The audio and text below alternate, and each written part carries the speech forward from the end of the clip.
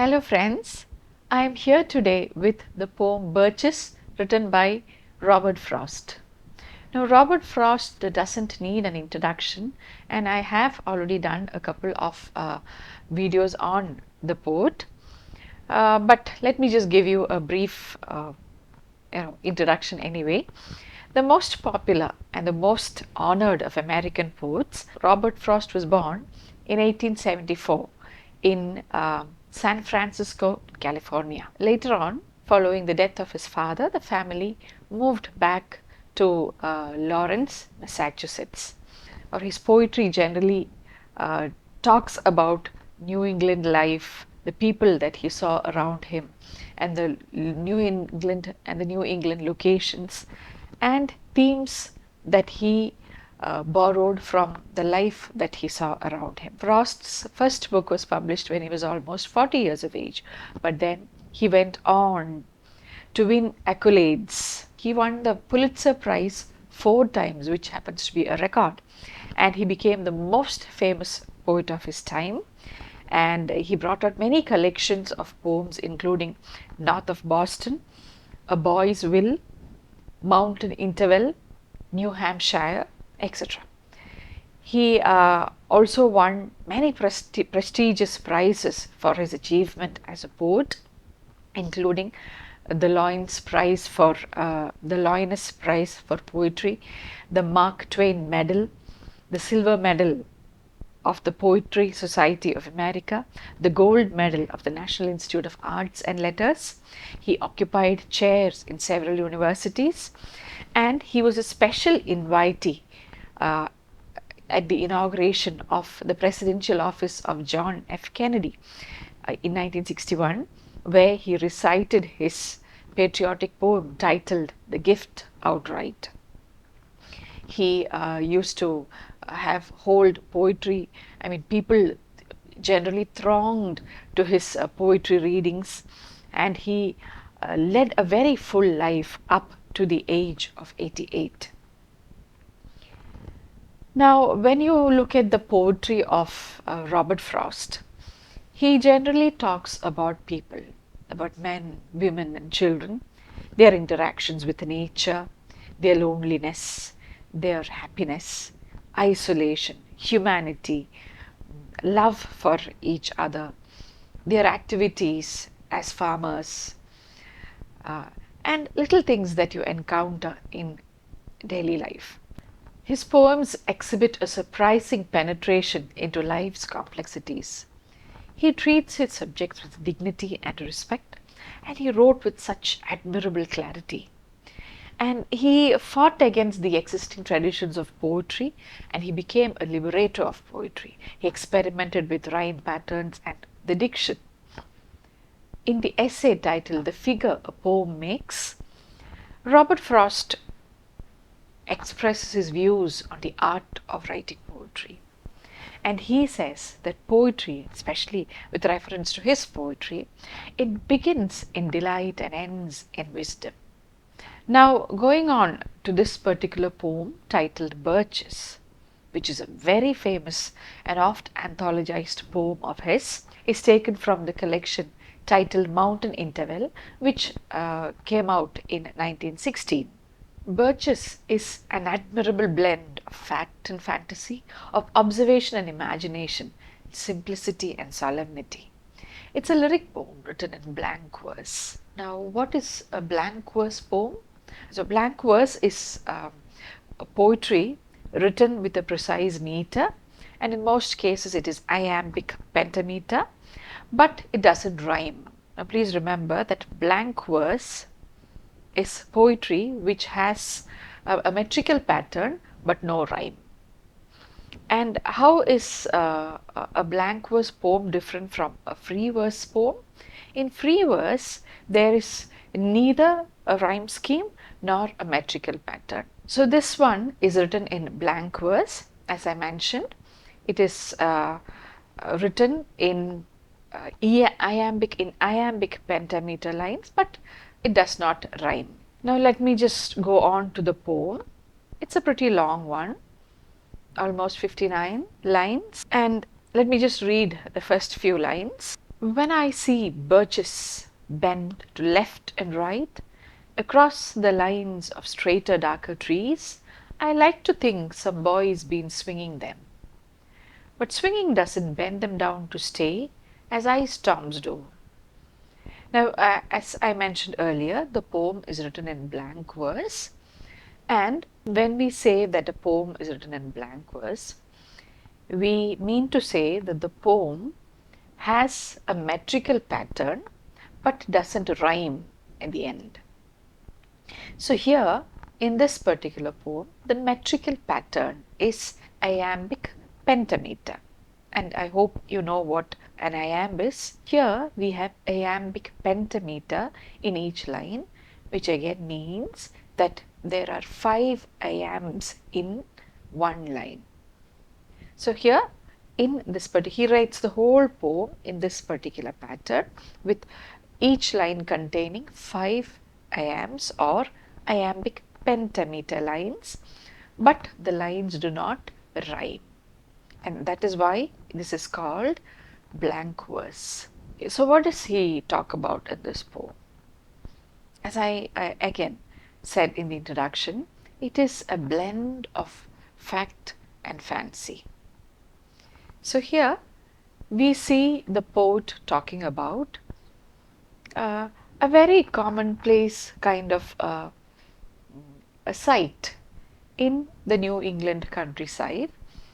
He looks at the birch trees, at the woods around him, and he sees many birch trees.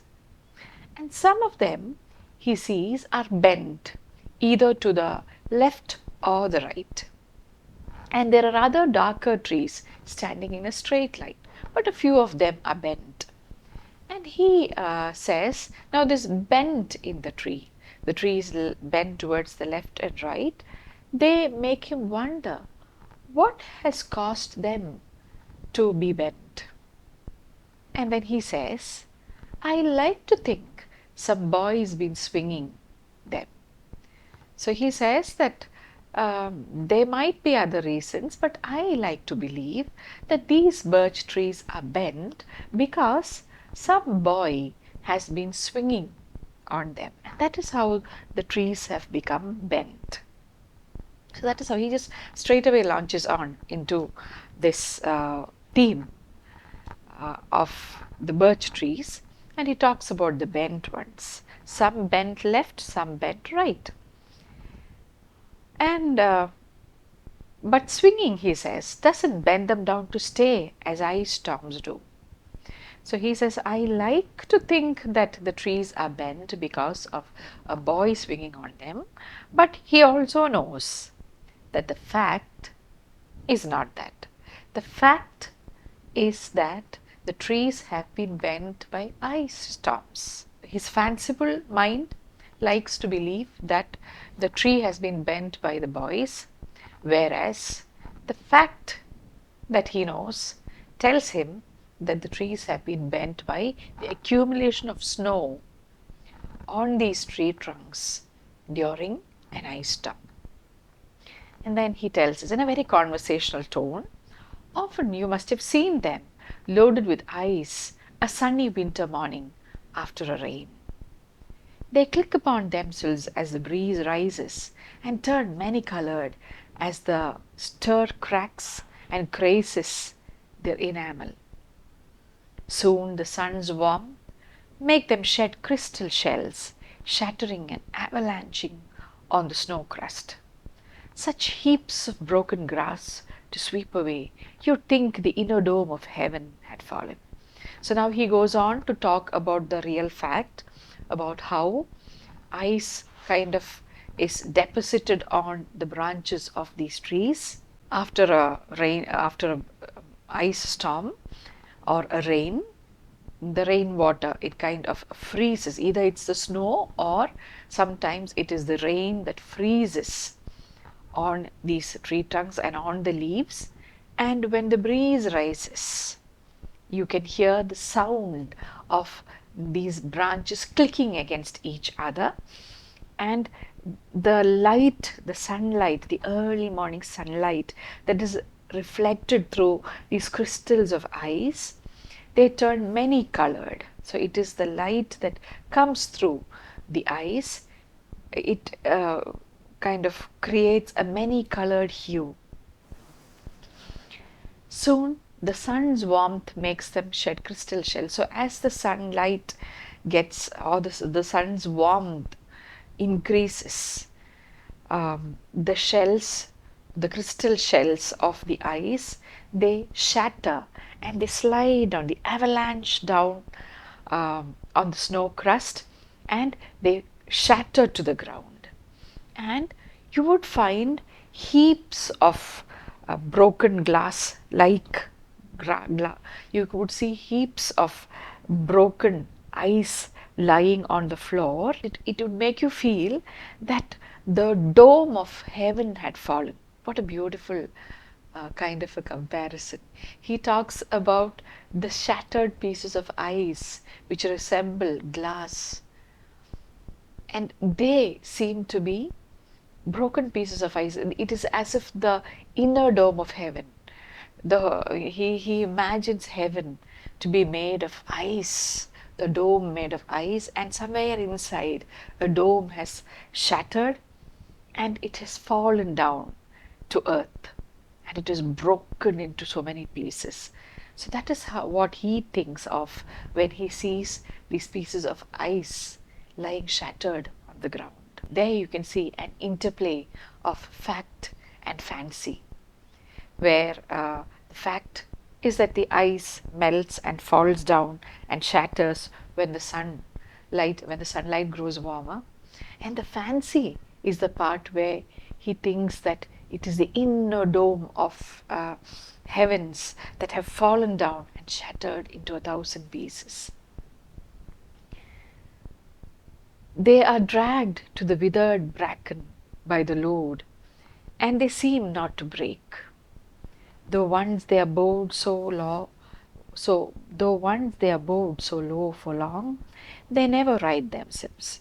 So they are dragged to the withered bracken, that is by the load. Load here is the load of ice. Sometimes the ice deposit on these branches are so heavy that these branches bend down to the bracken, the withered bracken. Bracken is you find the other plants there, the other shrubberies around, and so the trees which are tall, they are bent down to reach the bracken. They are dragged down by the weight of the snow, and they don't break because maybe the birch branches are quite flexible. They don't break easily, but definitely they bend. Though once they are bored. So what happens is that this uh, kind of a very frequent accumulation of snow on these branches make them kind of permanently bent, because every time there is the snow falling over them and they get bent, and this bends them permanently, and they never right themselves, in the sense that they can never go back to being straight, ramrod straight, as they used to be earlier. You may see their trunks arching in the woods years afterwards, trailing their leaves on the ground like girls on hands and knees that throw their hair before them over their heads to dry in the sun. So he says, you can see even years later, you can see that some of these trees, they continue to remain bent. They can never straighten back up. And they are bent, and as a result, the leaves are also trailing on the ground. Because the branches are not bare, they definitely have leaves on them. And the leaves are also bent, and you can see the leaves touching the ground. And that brings again another picture to his mind, the picture of little girls who, in order to dry their hair, they kneel down on their hands and knees, and their hair is, it's put forward with their heads bent, and this is what he remembers when he sees the birch trees with their leaves touching the ground. He is reminded of the girls that he has seen, who, in an attempt to dry their wet hair, kneel down and throw their hair forward.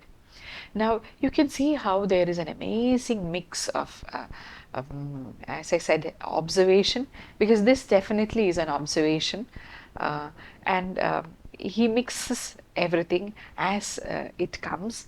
And this reminds me of a few sentences, a few things mentioned by Frost himself in his essay titled The Figure a Poem Makes. Let me read what he has written here. For me, the initial delight is in the surprise of remembering something I didn't know I knew. I am in a place, in a situation, as if I had materialized from a cloud, or risen out of the ground. There is a glad recognition of the long lost, and the rest follows. Step by step, the wonder of unexpected supply keeps growing. So this is exactly what I feel when I read this particular poem. As the poem progresses, line to line, you can see so many things tumbling down. As he mentions here, there is a glad recognition of the long lost, and the rest follows. So as he progresses, long lost memories, long lost things seem to come in, and supply goes on, unexpected supply.